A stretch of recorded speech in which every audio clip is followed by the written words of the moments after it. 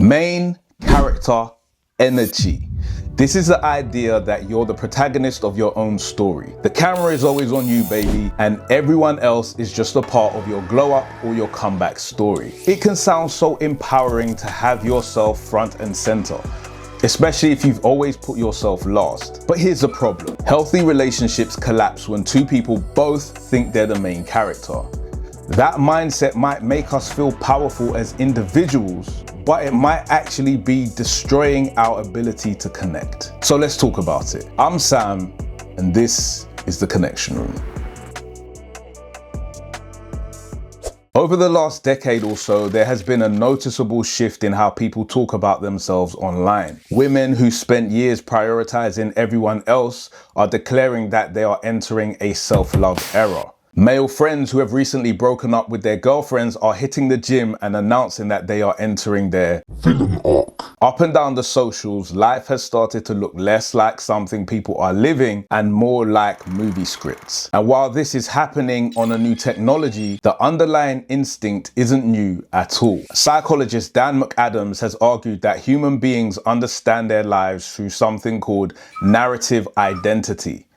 We don't just recall facts about our lives. We make sense of who we are by turning our experiences into stories. Another way to think about this is that we see ourselves as characters moving through a plot. And while that sounds like a very reasonable phenomenon, social media has taken that instinct and shot it full of steroids. All our moments can now be content. A skillfully woven tapestry of pictures and videos that show us living our best lives. And when your life starts to feel like a movie, it is so tempting to see yourself as the main character. Before I go further, I need to point out that there are obviously benefits to the rise of self-development culture. Learning to value your well-being, going on a journey of self-respect, and leaving unhealthy situations are all valuable. For a long time, people inside of relationships were encouraged to tolerate the bare minimum. And so a cultural correction is a welcome one. But like with so many cultural corrections, the pendulum rarely stops in the middle. And with that, many of us have been imbued with the idea that your life should always revolve around you. In 1979, the sociologist Christopher Lasch warned in his book, The Culture of Narcissism, that modern societies were increasingly producing individuals who saw the world primarily through the lens of personal fulfillment and self-expression. That ideas like community and shared obligation would be sidelined in favor of the self. So obviously, social media didn't invent that shift, but it has supercharged it, because the lifeblood of social media is attention. And nothing captures attention like personal triumph, drama, and luxury living. But when you always have a camera in your face and people littering your comments with fire emojis, as well as saying, "Teach me your ways," it can be really easy to see yourself as the leading man or lady. The next time you're in a disagreement with your partner or your friends, stop and ask, do I see the person in front of me as an actual person with wants and needs? Or do I see them as an obstacle to my plot line? Because characters in stories don't compromise. They either win or they lose. In real life though, sometimes the healthiest thing we can do is step outside of our own narratives and ask what actually makes the situation best for the both of us. At this point, it might sound like I'm taking a really long time to say that we're all self-obsessed, selfish braggarts. Well, no. In fact, that's not even the point. Learning self-worth is not a problem. Neither is taking beautiful pictures on holiday that make you look amazing. There is absolutely nothing wrong with capturing life's bright moments.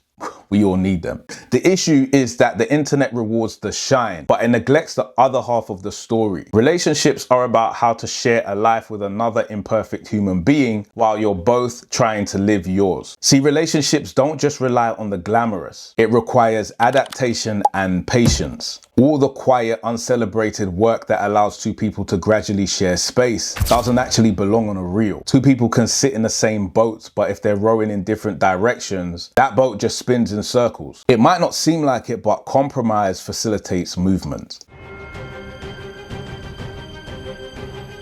In healthy long-term relationships, compromise is unavoidable. You both carry different histories and so come into your relationship with different priorities and approaches. This requires couples to adopt flexibility when dealing with each other. And historically, this was accepted as a natural part of a relationship. Unfortunately, today, compromise is like a swear word and feels indistinguishable from taking a loss. The moment we have to adjust our plans or make room for someone else's needs, it can feel as though we are losing something. Main character perspectives can perceive compromise as a challenge to your storyline, because relationships by their very nature disrupt solo narratives. The sociologist Zygmunt Bauman wrote about an idea called liquid love. I've spoken about this before, but he argued that modern relationships are increasingly fragile because people want immediate gratification and a preference for freedom rather than the responsibilities that a committed relationship asks for. But if you speak to couples who have been together for a long time, you'll notice that they rarely talk about the big heroic sacrifices.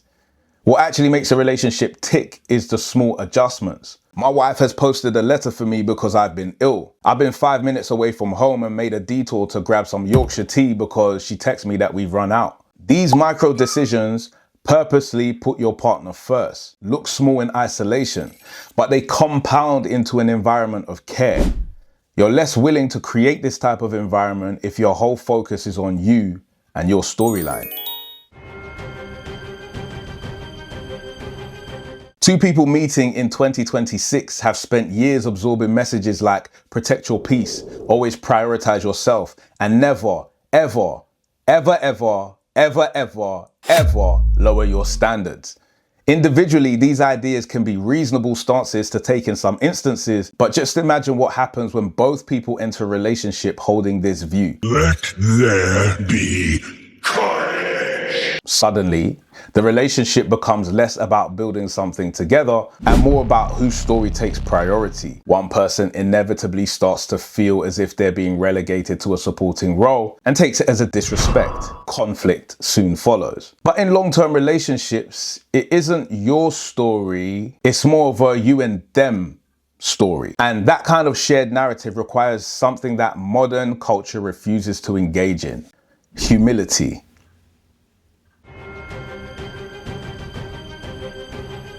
So it's often being said that two people today expect too much from their relationships.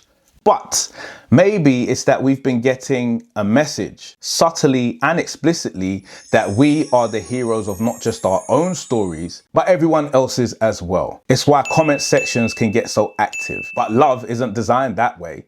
Actually, when I think about it, the very best movies don't work like that either. Films aren't technically built around one character. Often the tension in the story comes from two different lives trying to explain why their perspective of the world is the correct one. Great movies understand how to share the story. One scene is designed to make the antagonist look powerful, while the other scene makes the protagonist seem brave or insightful.